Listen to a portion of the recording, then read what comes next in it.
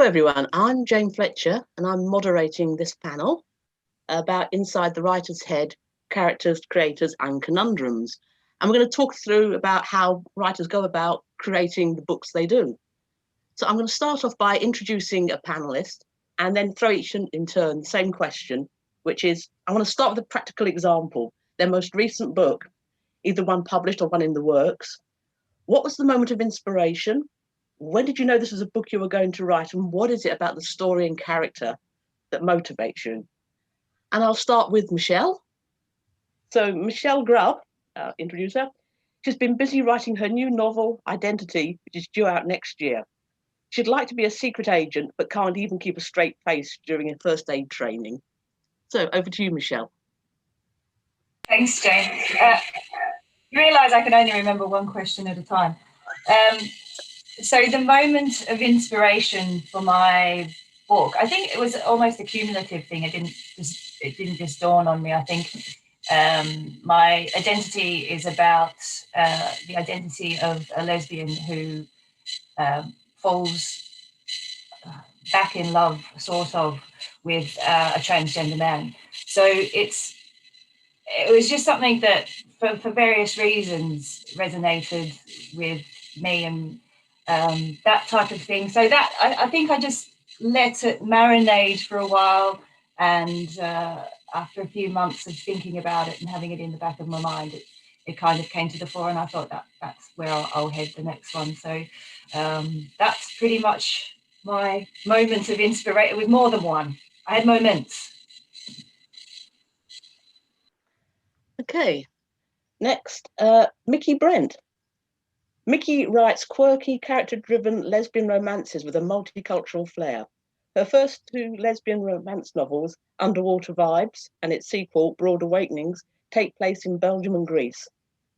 Mickey is busy finishing her next lesbian romance. She lives in Brussels with her amazing partner and sweet calico cat. Hello, everybody. Thank you, Jane. Hello, everybody. I'm Mickey Brent. And my sweet calico cat happens to snore. So as I'm speaking on the panel, if you hear some snoring, that's my cat who's right behind me.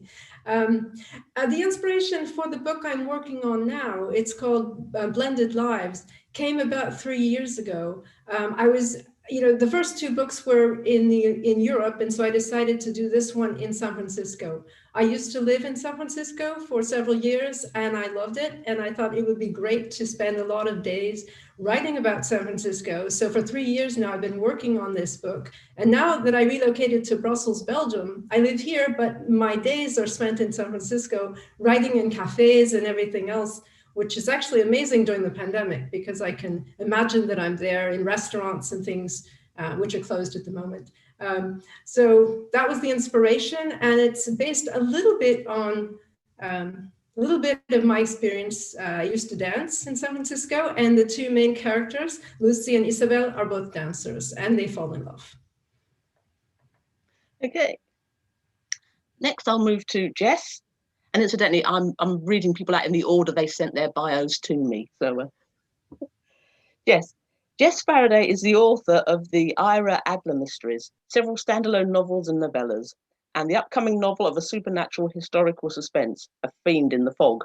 A Californian girl, she now lives in Scotland. Okay, hi, I'm Jess. Let me see. My newest book, The Fiend in the Fog, is coming out in August, and my inspiration for writing it, I sat down and a lot of my stories are very serious, and I wanted to write something that was fun. And so I thought, what would be fun? How about a monster story? And how about a monster story with a cast of zany characters, maybe make it a Scooby-Doo adventure type story. But as always happens, I can never sit down and do something simply fun. And I usually write about 10,000 words of my carefully planned out outline, and then realize I've gotten the characters and the plot completely wrong, and I start over.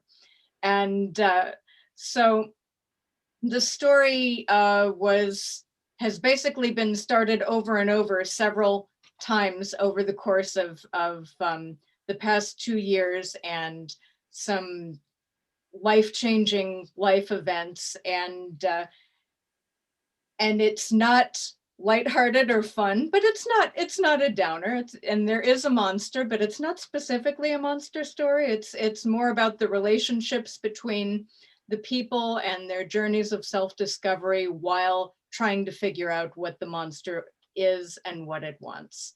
And actually, the inspiration for the story came from a philosophy that I have had over the course of many years, that a lot of monsters, both internal and external, are there because they have a job to do. And if you figure out what is the job that monster is there for and give it that job, then you can stop fearing it and see it as part of the way things are and should be. And it's a very complicated way of saying this was started out as a fun, lighthearted story, and it turned into something a little bit deeper and more personal, but I still think it'll be a fun thing to read. So.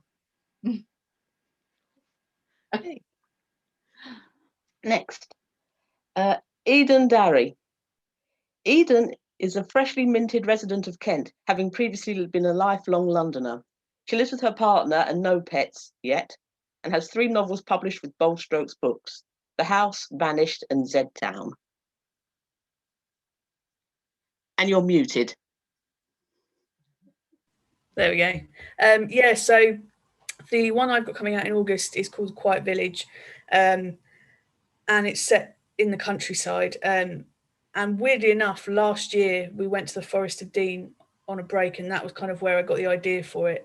And we're back. Well, we're about to go there today again for another holiday, so that'd be quite interesting. Inspiration, I think I kind of take little ideas over a period of time, and then at some point they all sort of come together and give me the idea for a story. And this one is a bit different in that usually I kind of do a bit of a plan, but with this one I kind of had an idea of what I wanted to write about, and then I've just sort of done it and seen where it went, and I think it's all right, actually. It wasn't a car crash I was anticipating, so yeah, that was good. Yeah, and it's basically about a woman whose sister is killed, and she then takes guardianship of her niece, moves them to the country, and some unpleasant things start to happen in the woods. Kind of like a monster type story. And then finally, Carrie Hunter. Carrie Hunter lives in northwest of England with her wife, their cats, and a field full of sheep. She works full-time as a paramedic and dreams up stories in her spare time. She has 8 novels under her belt, and her 9th, Unbreakable, will be released in October. I guess that gives me away as the person who took my bio in last. Yeah, I've got a new novel out finally. Moment of inspiration. I don't actually remember when it came, to be fair. I was actually working on another book. I'd wanted to write a series, so I'd started a police procedural kind of series, and I think I just got bogged down in the planning of it, and it wasn't really working for me at that time. And then 2020 happened, and then nothing was really working. So I was finding it really difficult to find any inspiration to do anything. And I just had this idea in the middle of sort of struggling with the other story. And it's kind of a big bang premise, really. It's not an original one. It's something that's been done on TV. And if I'm honest, I kind of nicked it from a TV show that I love. And it's basically an injured woman kidnaps a doctor for her own medical attention. It's been done before. And I think the interesting thing to do is put your own spin on it. What do you do basically with that big premise? And because there's this big idea that's quite simple, it was easy for me to get going on it because I had that in my head. And then it developed as it developed. I didn't sit down and plan it too intently. It was just nice to be writing something while everything was basically going to crap, around us. So it was quite quick to work, and it does work. I started with 2 main characters, and then realised that I would probably need a third. Because while Grace and Ellen, who are the doctor and the injured woman, are having their own story, and sort of like figuring out what the hell is going on with Ellen's past and how she's ended up injured. Somebody in the background needs to be investigating the crime. So I ended up with a 3 point of view, which I think I've only ever done once before in A Quiet Death. And sort of like what was a minor character, who was the Detective Sergeant Safia, who's investigating, became basically a third of the story. So it was really interesting to play with a premise where the reader is actually ahead of one of the characters, because the reader has the information, she knows what's going on with Grace and Ellen, and Safia has no idea. So you can see Safia making mistakes and her sort of like having preconceptions about what's happened, and she's wrong. And it's how it all comes together. That was the interesting part, how they all sort of like collide, how these stories are collide and mesh. So yeah, what starts out as quite a simple premise and got me writing became quite a complicated little story in the end, but it's worked out really well. I'm really happy with it. And I've just got my edits back, and my editor was really happy with it as well, so it's all good, basically. Okay, before I go on to the next question, I just want to say to the audience, there's a Q&A box. If you put questions in here, I will throw them at the authors. Otherwise, I'm going to torment them with questions that I've devised. So anyway, my next question, and I'll do the same order again. It's, you've got your idea. You're looking at the dreaded blank sheet of paper or a computer screen. How do you turn your concept into a novel? What's the first thing you commit to words, and how do you proceed? And so again, we'll start with Michelle. I write chapter 1. That's my first bit. And then I crack on from. To be honest, I think where my words always come from is a conversation. So once I've had the story in my mind for a little while, the characters start to develop and they start to take on a life of their own. And then once that happens, I think of how I'd like to start. If I was reading it or watching it or whatever, how would the story be best to start? And I always, in my mind, it always happens with a conversation. I think I don't ever sit down until I've got something to write in my head. I can't ever look at a blank screen and think, oh, where do I start? That drives me a bit mad. I think when you're planning, it's okay for me personally to do that. I think, I can happily sit there and think, I've got this going, and I can write one sentence and then leave it even until I decide where the next thing's going to happen. But I generally avoid looking at blank screens, to be fair, and it always starts with a conversation. That's mine.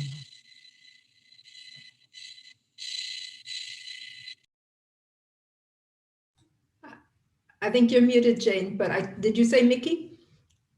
Okay. I did say Mickey, yep, I had. Yeah, I read lips actually, which is very helpful. I can go to a cafe and I can tell all different conversations in 7 different languages. It's quite fun. Anyway, what I do is I actually have ideas in my head and I write them. I take notes. I always have a little notebook with me and I take notes, and then I start writing, like a lot of writers, I just start writing by hand, and I write, 10, 15 pages. And it always becomes even more and more interesting, I think, because I sit down at the computer to type out my notes and actually nothing ever happens. I look at 1 or 2 words and I get new inspiration and the story just evolves. And so at the end, I look at those notes and I think I'll read them later someday.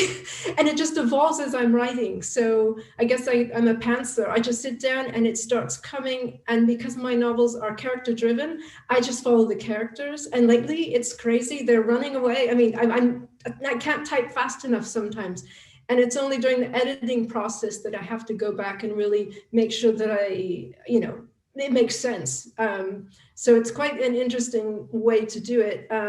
Once it's fairly ready, in a sense that it makes sense to me, at least, I put a proposal together and then I send it to Sandy at Bold Strokes Books.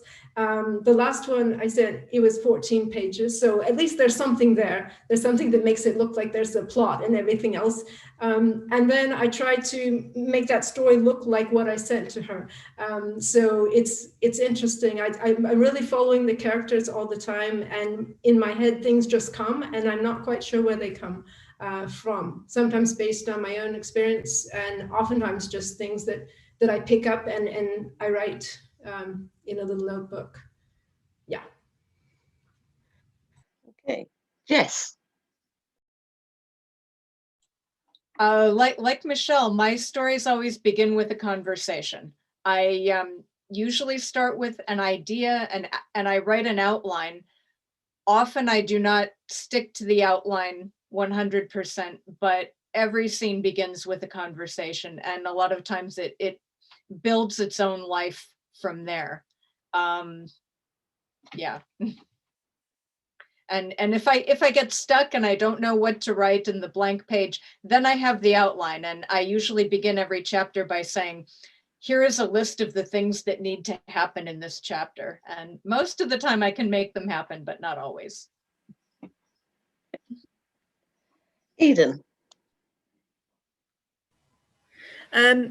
So like I say, I sort of generally have like an idea going around in my head, and maybe like snatches of conversation or little scenes and things. So I tend to make a cup of tea and I sit in my armchair and I stare at the brand new Word document, and then I just sort of go, yeah, and I just type. Like I say, it's with this new one, I didn't do an outline. I kind of had an idea of what I wanted to write, and then I just kind of did it. Whereas normally I have it sort of outlined, like what each scene is going to be, what each chapter is going to happen. So it's quite easy to just start.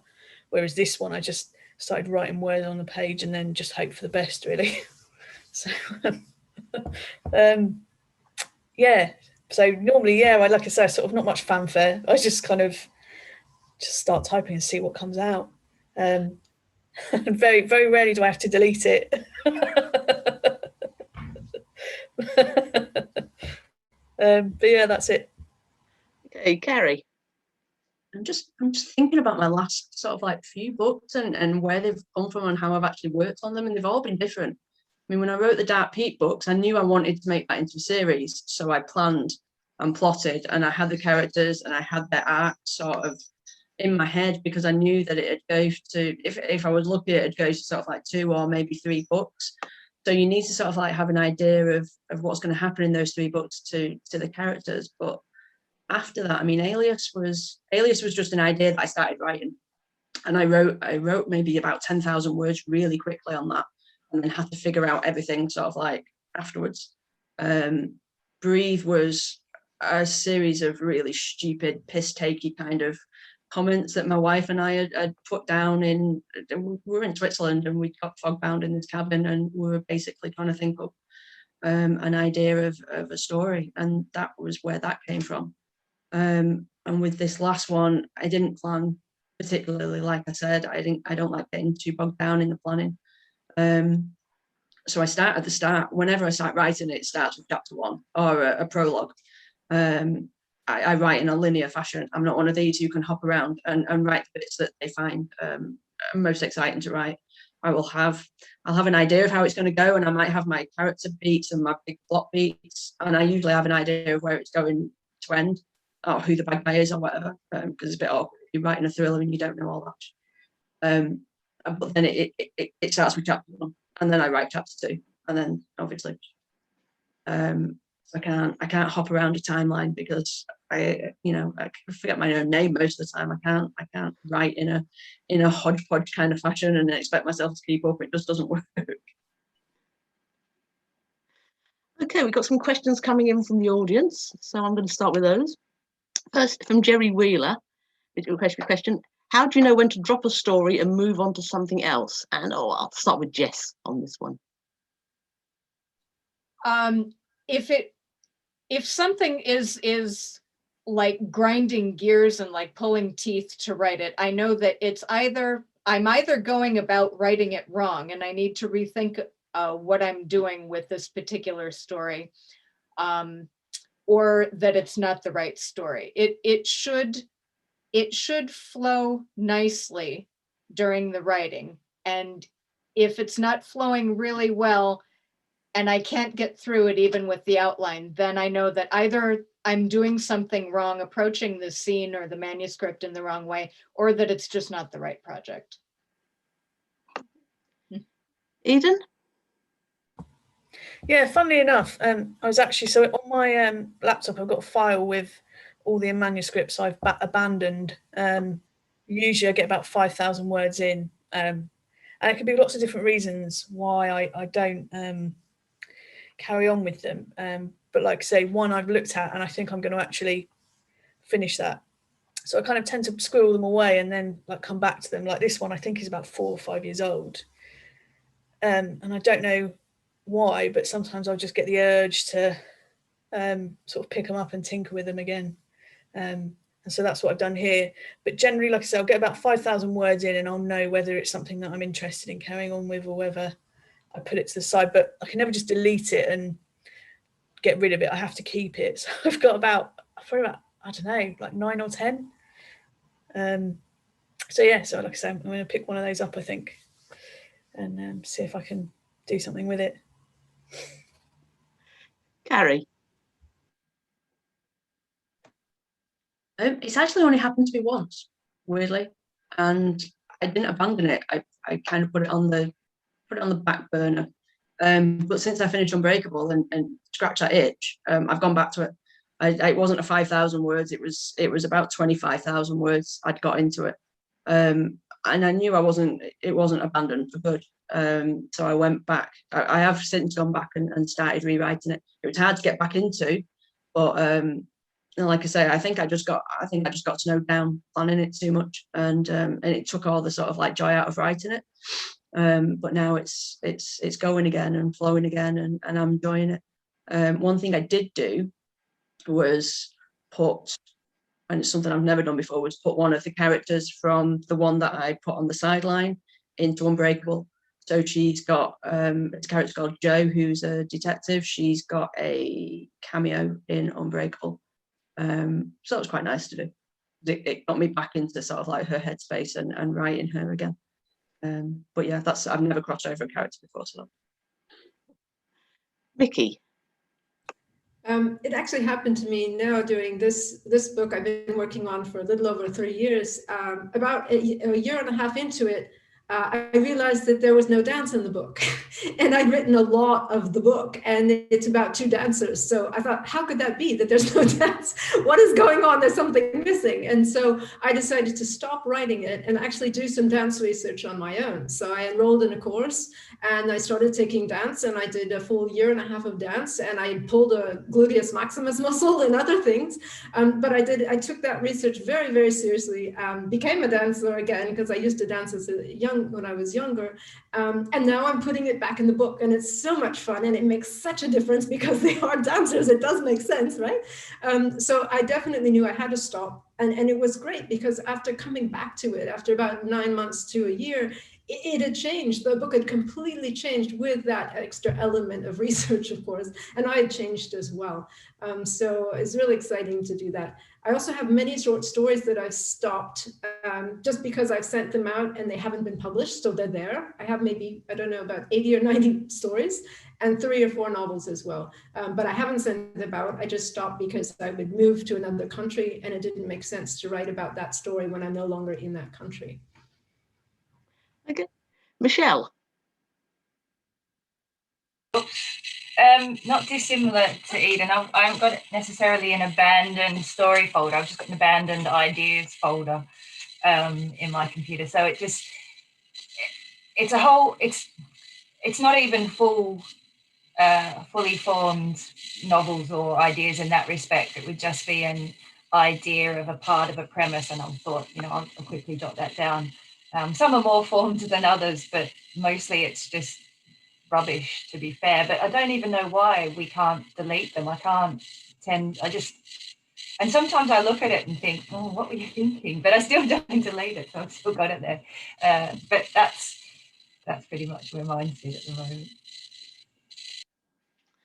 Okay, another one from Jerry. If you usually write series novels, how do you work on something outside of that without the series characters or settings creeping in? And we'll start where, Mickey.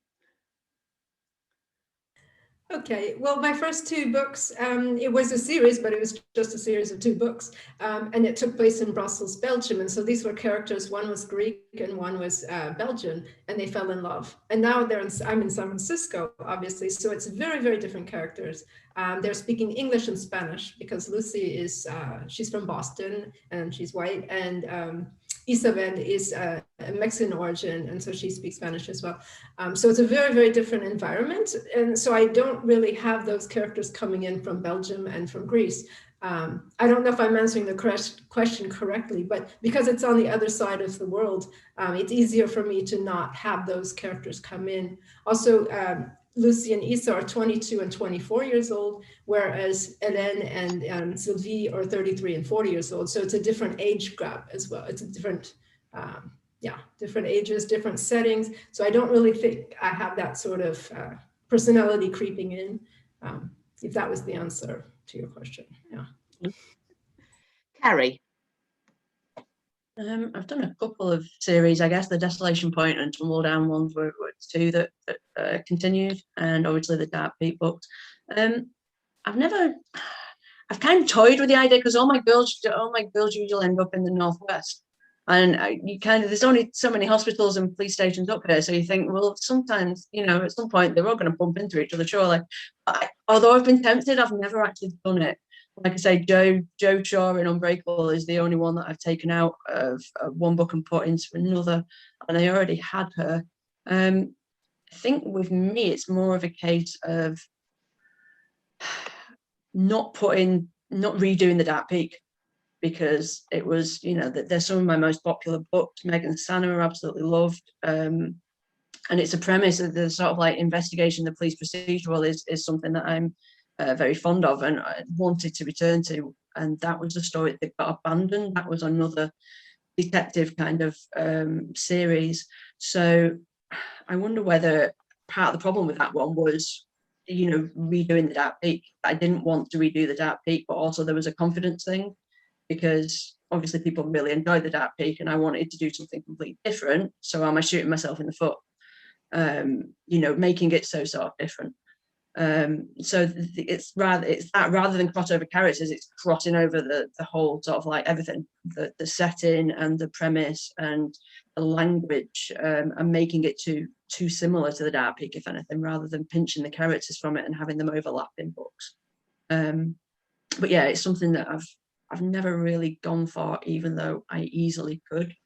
And I don't know why. I don't know whether I find it a bit cheesy to have them all like leaping in and having cameos, and you know, if I've stopped a series, I kind of, that's it, that's the full stop, that's where I'm leaving those characters. I don't feel the need to sort of like put them into another book. So. Eden. So I guess the books I write are sort of they're about very specific situations, like town being overrun by zombies or an apocalypse. So I think it'd be quite difficult to make, well, I suppose you could make a series out of them, but I don't know, I've got a short attention span as well, and I think I like to just move on after each one. I don't know if I've got the staying power to like keep bringing people back. So for me, which is weird because I do enjoy reading series like Dark Peak series or obviously Radcliffe's. So I do enjoy a good series, but writing it, I don't think I've got the staying power to bring them back again. So I just keep moving on. But who knows, in the future, maybe. Jess. Well, that settings bleeding in from one work to another is a huge problem for me, because I write historicals and I invest an awful lot of time and research into creating the setting. And the setting that I've worked most often with is Victorian London, kind of the underbelly of Victorian London. And I have tried to write things in other settings, and it always creeps in anyway. I tried to write a story set in coastal Northern California, and the setting came out Victorian London with the fog and the cobblestones and I actually had to make that one supernatural in order to explain why this little piece of Victorian London was sitting on top of a hill in coastal Northern California. So I tend to try to use the same setting as much as I can, because I've invested so much in creating that and making it realistic that it's going to creep in no matter what I do anyway. So. Yeah, Michelle. I think Eden and I might be distantly related at this stage. I think I have the same attention span. I've not written a series.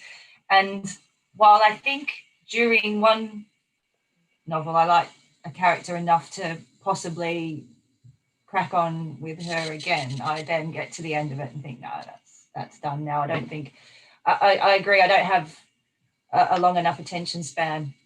And I don't really like, I know they're my characters, I don't really like people enough to carry on for that much longer with them, to be fair. They've done their bit, and they can just move to the side and let someone else in. I think it's not, it just doesn't interest me enough. Maybe, no, I don't think it does. No, I'm pretty sure it doesn't. Yeah, no. I'm going to go with a question from Jill about how do you work around plot holes? Do you suffer from plot holes, and what do you do when you get them? Eden. Well, what do I do with plot holes? God, I've probably got loads of them, and I've just brushed over them, really. No, I do. I think sometimes I'll get into a situation where I think, oh no, they can't do that because they've done this, and that doesn't make sense. Or when you make changes and you forget about a change you've made, and then you read it back and you're like, no, they've already met. So I think it's just going back and trying to kind of change bits. I think probably the biggest plot hole, I've had to change an ending. I don't think it was necessarily a plot hole, it just wasn't an ending that I think was going to particularly go down very well, so I've changed it. But yeah, I think it's mostly just, sounds boring, but like just going back and rewriting it really, and trying to change it enough that it makes sense, but not so much that you have to write like great swathes of it again, because sometimes I think you can maybe lose what you were trying to set out to do if you do that. I think I try and know my characters well enough as well to know the things that they would or wouldn't do, so that if I do change things, it's minor things. I think I had one character where they did something and I thought, I don't think they would have done that. And so I changed it, and it changed the tone a little bit of the novel.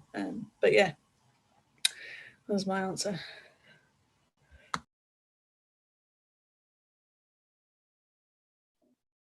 Is that me, love? Because you're muted again. Yeah, Cari. Plot holes are like the bane of my life. I tried to spot them coming, because if you get one, then, I mean, even something really simple like a timeline glitch can just create this horrible butterfly effect of you going back through the manuscript and trying to unpick and work out and make it work. And it can just snowball in this little glitch can snowball into this horrible problem, because you will have a mention of this timeline issue sort of like in chapter 1, and then maybe in chapter 8, and you have to find them all and unpick them all. So I try and catch them before they get to that point where I have to go back and completely destroy my book, because they can be really difficult in terms of continuity and in terms of making things logical. So yeah, I think the idea of plot holes is catch them before they actually become a thing, so that then you don't have to go and fix them. Vicky. Well, I actually like puzzles. My brain works in a special way, I suppose, but I really like puzzles. So sometimes I like to just put everything out there and then move things around. And I do charts as well, so I can see the charts, how it goes, and drawing it visually, because I'm very visual, helps a lot. So I can, when I'm reading over it and I say, well, that doesn't really fit, then I have to move a section around and move that around. And I'm sure I'm wasting a lot of time, but in the end, like Eden said, it does make sense. It changes the tone sometimes of the book, but it does seem to make more sense when you're, when it goes in the right order. I'm not linear. I'm very spatial in that way. And so my brain works in that way where it doesn't fall linear at all. But I try to make sure all the plot holes are done before I do send off the manuscript, because otherwise it's my editor who has to deal with that. And she's actually very good at that. But of course it's supposed to be there, in a concrete, interesting way before it gets to her. Also, the timeline is really important, like Carrie said. And so I do try to make it linear in that way. And I write out every single scene, and I have a whole list, kind of like a storyboard in a sense. And so that's all ready. And I do make sure that the chapters have the right timeline moving forward so that it makes sense to the reader. Michelle. I suppose what I tend to do is if I know I'm about to create a plot hole, I won't avoid it just because it's going to happen. I might decide that that's the best direction for the story to go, even though what I've written before needs changing. I think sometimes you've got to be a bit more, well, personally, I that's how my brain works. I need to be a bit more flexible when it comes to those sorts of things. And like Mickey, I don't write, well, up until now, to be fair, I used to write linear, but this particular book, Identity, I didn't write that linear at all. I jumped about quite a bit just when inspiration hit, I suppose, and I knew what was going to happen in certain scenes, and I might have been a bit stuck in one. I'd jump to the next.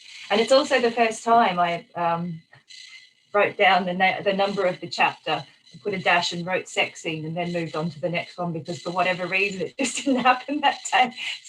So I think I got to that days later, actually, and then it took me days to write. And so I don't shy away from plot holes, which is probably why I get into trouble from the editor so much. But I think they can make a story quite interesting if you go with it and go back and change. And to be fair, with Identity, I haven't even, the ending wasn't the ending I had anticipated at all, which kind of relates back to the last question because it's almost left itself open for a series. But again, I don't know if I like anyone enough to crack on with more, but we'll see how we go with that. Okay, and finally, Jess. Plot holes aren't really a problem for me, but timeline issues are the bane of my existence. And for me, it's just a lot of reading and rereading and grinding through to make sure that the timeline all makes sense. And I always have my spackle and my spatula ready because I know that there will be at least one timeline issue in every book. Okay, next there's a question from Isabella that actually matches one of the questions that I'd already planned to ask, which was writer's block. Do you suffer from it? And how do you keep things moving forward? And I'll start with Cari. I don't think I get writer's block so much as lack of energy. It's not like the ideas aren't there, it's just that the time and the inclination isn't there, mainly. I mean, I work shifts and I work a really crappy pattern of sort of days and nights with quick turnarounds, and sometimes my brain just doesn't want to write. And I've got to the stage where I don't put that pressure on myself to write. I'm not one of these people who sits down with a word count that they have to hit at the end of the day and a plan and a plot and they lock themselves away and that's it. If I want to sit and watch Kate Winslet play really great on TV, I'm going to do that, basically. I'm not going to worry that I've not written a word, and maybe the next day then that'll happen and I'll actually get the writing done. It's the same with deadlines. I never write to a deadline. Ball strokes probably want to swing for me for that, but I just can't do it. I can't put that pressure on myself because, like I say, there are days when I just cannot pick up a pen. And I have, a lot of admiration for these writers who just lock themselves away in a cupboard and knock out 10,000 words in a week.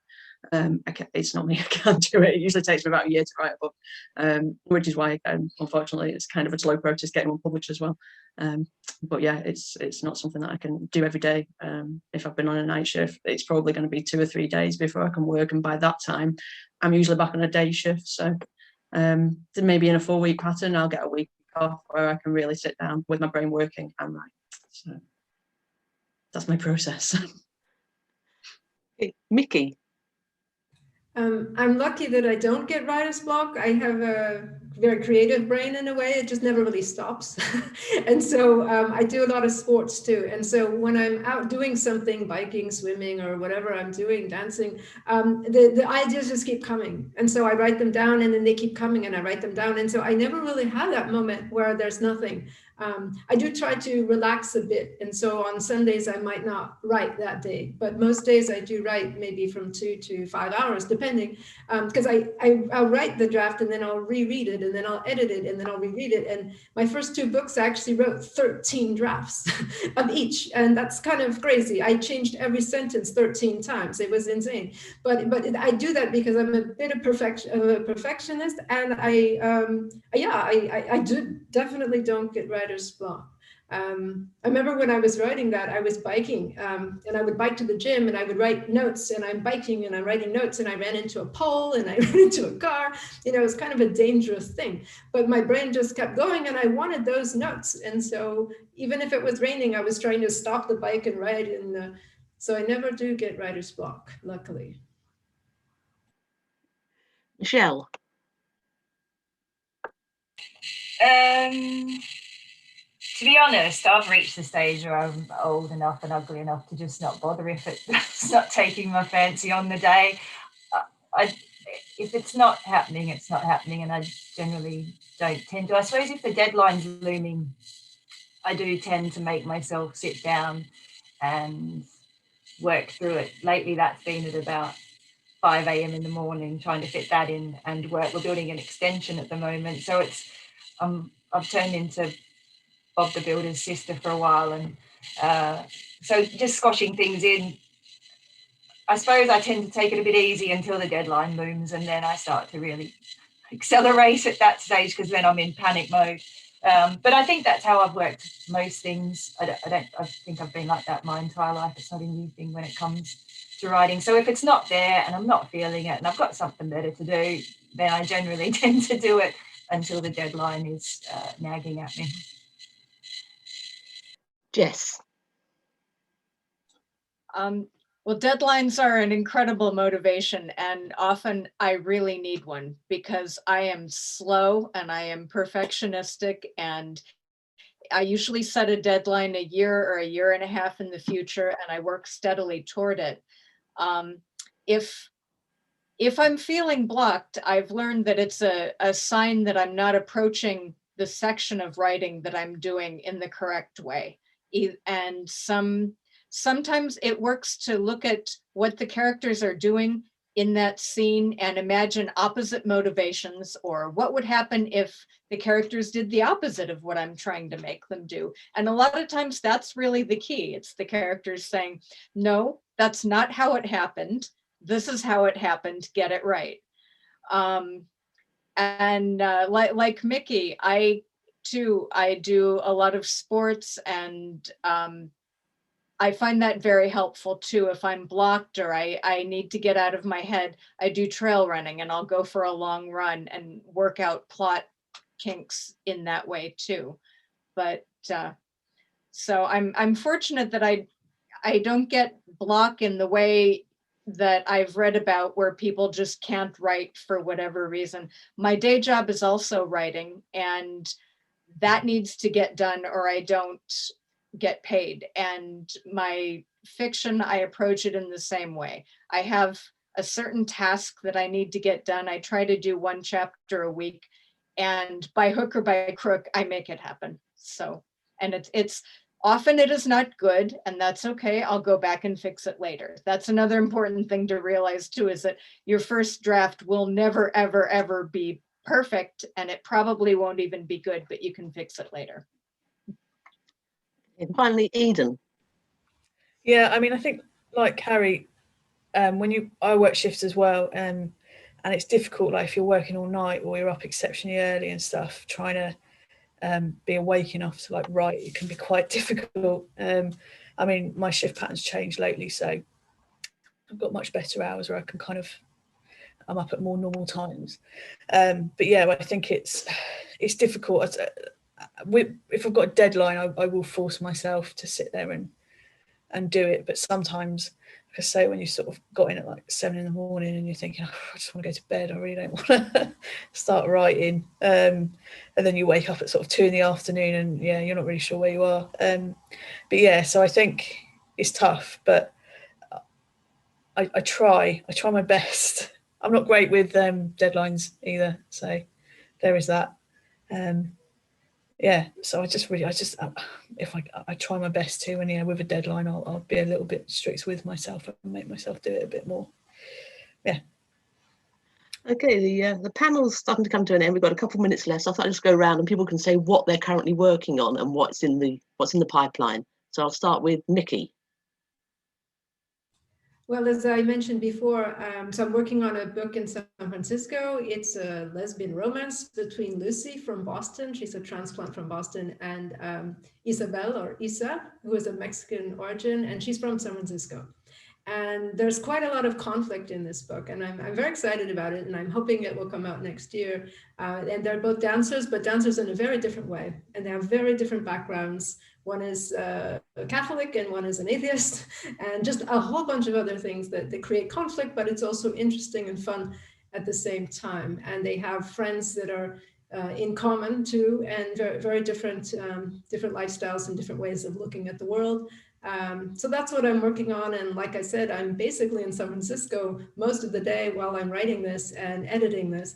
But I'm just enjoying it immensely. It reminds me of San Francisco when I lived there, when I was younger, and I'm very excited about it. Okay. Michelle.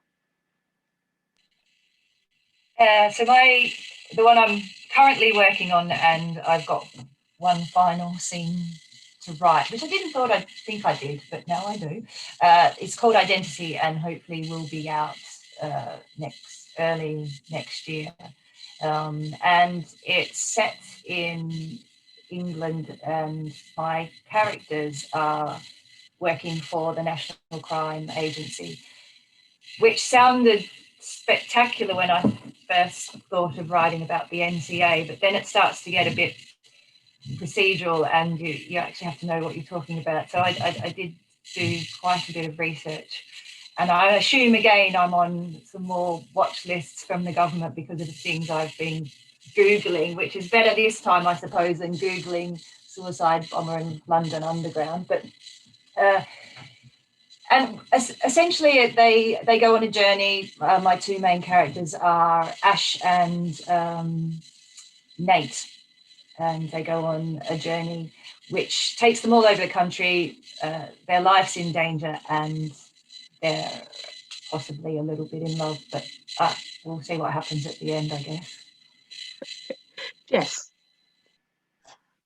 I'm working on two things right now. One is a series of short stories with some of the side characters from the Ira Adler novels. And those are just some fun things. I'm not quite sure what I'm going to do with them, but I wanted to revisit the characters again. And the other is a story set in 1920s Edinburgh, and it is it's going to be mysteries, kind of in the vein of Miss Fisher's mysteries. Eden. So in terms of what I'm working on at the minute, I've just dredged up this unfinished novel from my abandoned file. So I'm going to have a look at that and probably have a crack at it. I can't really say what's about because I'm not really sure yet. But I'll let you know. And I've got a book coming out in August, which is called Quiet Village. And again, it's I think I already said it's about a girl, mum gets killed, so aunt takes guardianship of her. They move to the country, and some pretty weird and unpleasant things happen to them. And there's some romance in it as well. Cari. Well, I've got Unbreakable out in October. I can't tell you anything about that because then I'd have to kill you. I'll be doing a bit of a reading from it later this afternoon, I think, from the very first chapter of it. No spoilers in it though. What was I going to say? The one that I'm working on at the moment is the one that I abandoned. Hopefully, I'm kind of planning on it maybe being a series. And it is a police procedural thriller for the most part, with a second chance kind of relationship in the background. So there is my usual setup of police detective and doctor, but they are two characters who were involved sort of like in their sort of 17 to 20-year-olds, and then had a breakup and chance meeting sort of 15 years later.